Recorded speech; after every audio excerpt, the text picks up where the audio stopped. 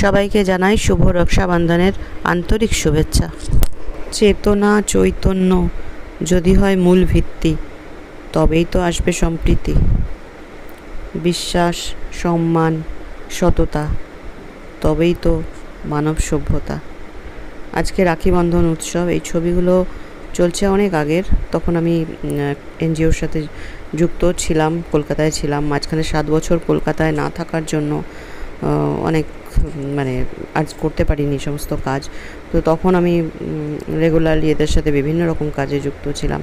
এই রাখি বন্ধনের দিন আমরা যেতাম লাইট হাউস ফর ব্লাইন্ড, যেটা আছে টালিগঞ্জ থানার ওখানে, সেখানকারই ছবি এগুলো। ওদের সাথে আমরা রাখি বন্ধন উৎসবটা কাটাতাম। এগুলো কোনোটা 2016 সালের, কোনোটা 2018 সালের সব ছবিগুলো চলছে। তো আজকে আমার এখানে ফেসবুকে উঠে এলো এই ছবিগুলো, যেগুলো আসে না মেমোরিতে, সেই ছবিগুলো এলো। তো আমি ভাবলাম যে তাহলে এগুলোকে রেখে দিই। আগে তো আর আমার ইউটিউব চ্যানেল ছিল না, সব ছবি ফেসবুকে থাকতো। তো সেগুলো যেহেতু মেমোরিতে আসে বলেই পাই, তা নাহলে তো কত বছর আগের কথা। আজ থেকে 2016 মানে আজ থেকে 8 বছর আগের কথা। 2016, 2018 সব ছবি। তো মোটামুটি 2017 থেকে আমি একটু ছিটকে গেছি, কারণ তখন থেকে আমার ব্যাঙ্গালোর যাতায়াত। এই 2024-এ আমি আবার কলকাতায় ফিরেছি, আবার হয়তো যুক্ত হব এসবের সাথে। খুবই ভালো লাগতো এই অনুষ্ঠানটা।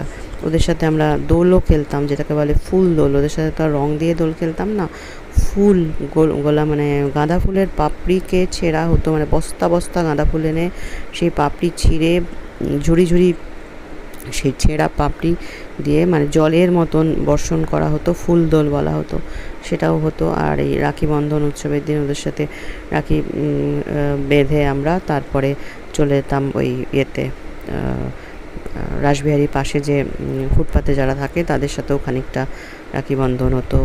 এদের এখানেও এদেরকে খাওয়ানো, টিফিন খাওয়ানো হয়ে তারপরে ওখানে যেতাম, ওখানে গিয়েও সে খাওয়া দাওয়া হতো। খুব সুন্দর কাটতো এই দিনগুলো, প্রত্যেকটা দিন। 25শে ডিসেম্বর, তারপরে দোলের আগের দিন হতো ফুল দোল, তারপরে রাখি বন্ধনের দিন। খুব ভালো লাগতো। তো এখন এসেছি আবার, হয়তো আবার যুক্ত হব, কিন্তু এখন তো বয়সটা আরও 7-8 বছর বেড়ে গেছে। তখন যেটা পেরেছি সব কটা অনুষ্ঠানে যেতে, এখন পারি না। আমার মনে হয় না যে টাকা দিয়ে আমি কোথাও মেম্বার হয়ে রইলাম তাতে কোনো আমার সেই জায়গাটা ভালো লাগে না। হয়তো মেম্বার হয়ে থাকলাম সেটা একটা লিখিত পরিতভাবে, কিন্তু ফিল্ডে গিয়ে যদি না যাই, তাহলে যেমন অনাথ আশ্রমে যেতাম, রিফিউজি বলে বউবাজারে যেটা আছে ওখানে যেতাম, তো সেই ফিল্ডে না যেতে পারলে ভালো লাগে না। তো সেটা এখন আমার পক্ষে একটু মুশকিল হয়ে গেছে। আমার নিজেরও বয়স বেড়েছে, সংসারে আমার শাশুড়ি আছেন, তার 93 বছর বয়স, তিনিও খুব অসুস্থ। সব কিছু মিলে হচ্ছে মেন, এই ছেলেটি এই এনজিওর মেন ছিল, ওই খুলেছিল। তারপরে তো প্রচুর মানুষ আমরা যুক্ত হয়েছিলাম। এইসব বাচ্চাগুলো কি মিষ্টি মিষ্টি বাচ্চা, কিন্তু এটা হচ্ছে ওই রাসবিহারীর পাশে যারা থাকে বাচ্চাগুলো, তাদের সব ছবি।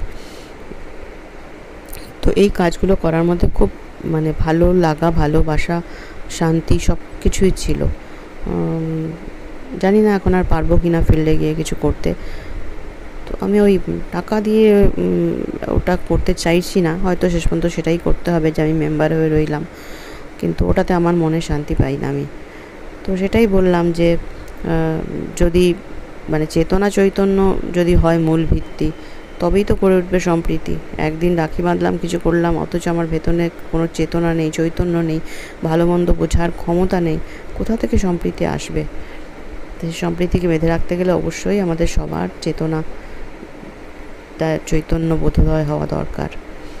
প্লাস মানুষের উপরে যদি আমাদের বিশ্বাস, সম্মান, নিজের সততা এগুলো থাকে, তাহলে সেটাই হবে মানব সভ্যতা।